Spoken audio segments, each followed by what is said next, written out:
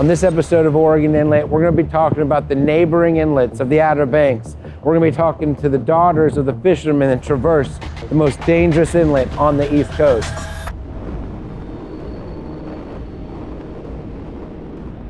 People hear, oh man, you're from Outer Banks, that's a bad inlet, isn't it? It's like, yeah, it is, and it's, you know, people all the way up and down the coast know about how bad it is. You can't fathom the power that waves have, swell has, water has, until you're there in that situation, you know, and you're facing it. And a lot of people, you know, they respect it. If you don't respect it, it's gonna catch up to you. It's gonna catch you at a bad time. Nature is one thing you cannot fight. You know, like I mentioned before, man will not be able to distinguish between the seasons. I don't know where it's at by the budding of the trees. So we know that things are going to change. And I've seen a lot of it in my lifetime. What other areas on the East Coast have you worked out of? Just about every inlet there is on the East Coast. How much of a difference does that jetty make?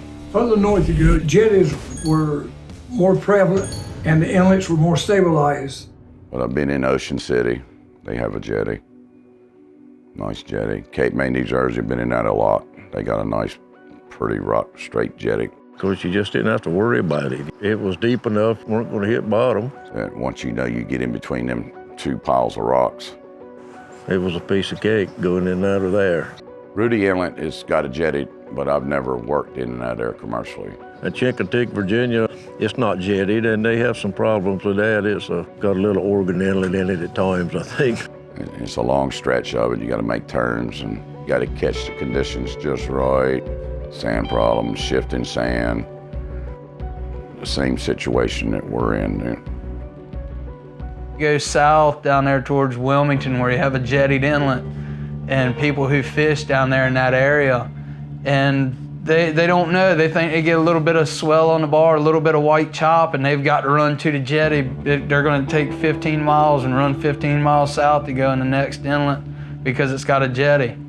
And it's like to have that convenience down there, but they just don't know. They've never had exposure to what a rough inlet is or what it can be like. You profit from the mistakes. That's a lesson that applies to most anybody that worked on the water. You get yourself in a tight situation. You've always got to come back after it and reflect. And all right, what did I learn?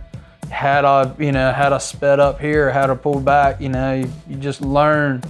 Every situation you got to learn from. I mean, but that was a different situation. They claimed them big swells, and one of them will slow down like it hit a shoal, and the next one will run up on top of it. How tall was that? It was 30 feet. And I went through the middle of it. How did you fare? Not good. It pushed the boat backwards enough it cut the engine off. The pressure of the water against the propeller cut the main engine off. It didn't cut that generator off though. She was still pumping out electricity all through that salt water that was up to here, the wheelhouse.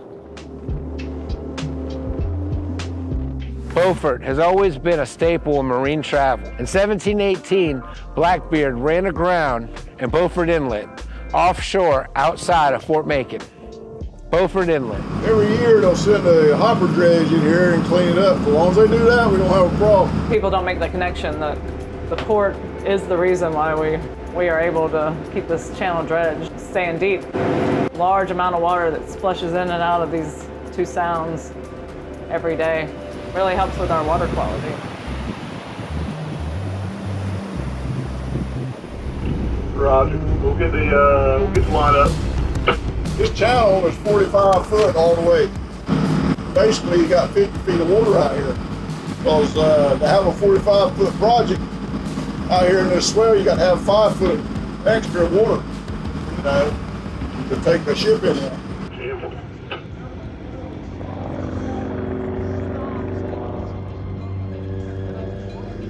So the FAA has branded this project as the tip of the spear for drone aviation in the United States.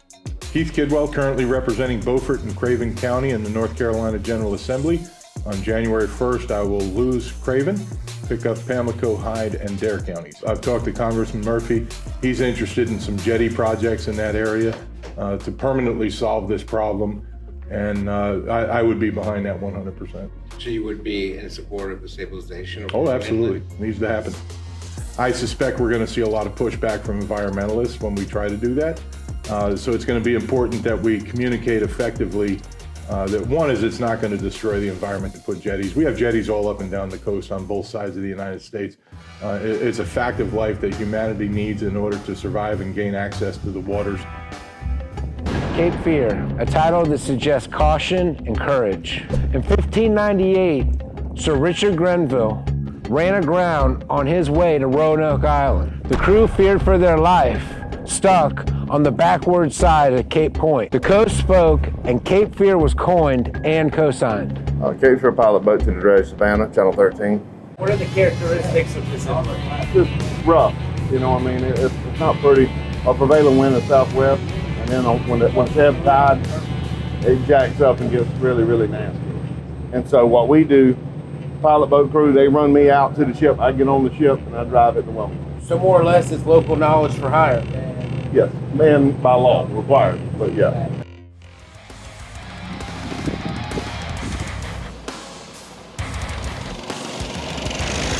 You want me to be for real? Let me tell you something.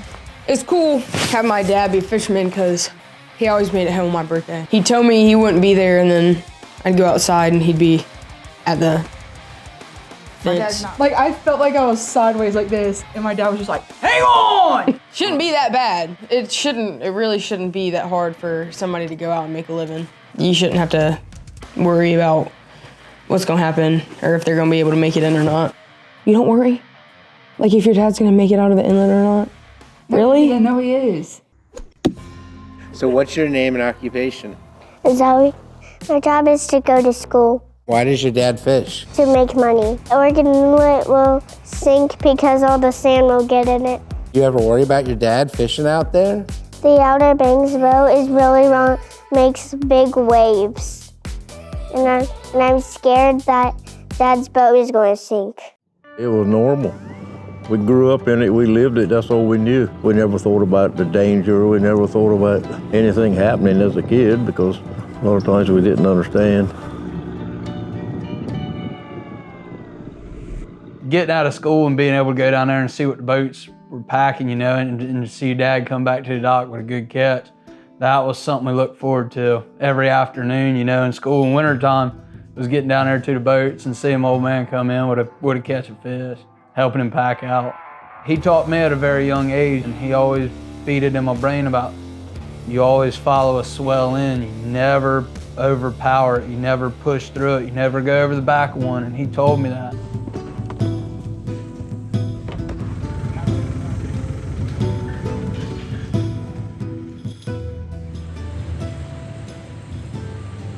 I'll never forget one time I was gone for like 6 weeks. They unloaded up north and then come back and hadn't seen him. And when I did see him, I said, that ain't mine. You just gotta have a good mother. You know, she has to do it all, you know, when you're gone like that. And like all of these flounders that are getting landed under the North Carolina quota are being landed in pretty well in Beaufort. The biggest part of them. They have to run all the way down there, and they could come in Oregon Inlet. So I heard the other day, well, my brother was still shrimping in the ocean up off Hatters. Had to go to Beaufort, get out, and come back up, come in Beaufort and come back up the sign. 24 hours. Unnecessary time away from the family. Exactly. Unnecessary fuel costs. Yep. Unnecessary everything for them to have to run down to Beaufort. How long would it take if the Oregon Inlet was passable for the Linda Gale? Hour and a half. We learned that not all inlets are created equally. That up north, the jetties protect the inlets and protect the fishermen and sport fishermen that work in and out of those inlets. And the inlets south of Oregon Inlet, like Beaufort Inlet and Cape Fear Inlet, are maintained, dredged, and protected by the commerce that comes in and out. We also heard the perspective of the sons and daughters of the fishermen that work in and out of Oregon Inlet. And we heard Captain Frog Tillett's Oregon Inlet story the day he faced 30-foot waves in this inlet. Hold up, let's rewind the reel and listen to what Captain Lindsay Bailey had to say about water quality. Large amount of water that splashes in and out of these two two sounds every day. Really helps with our water quality. Seems kind of interesting, doesn't it?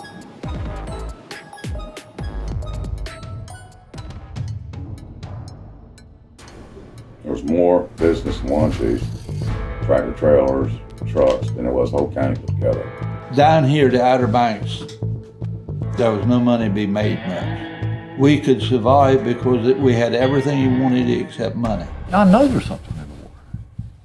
There's no question about it.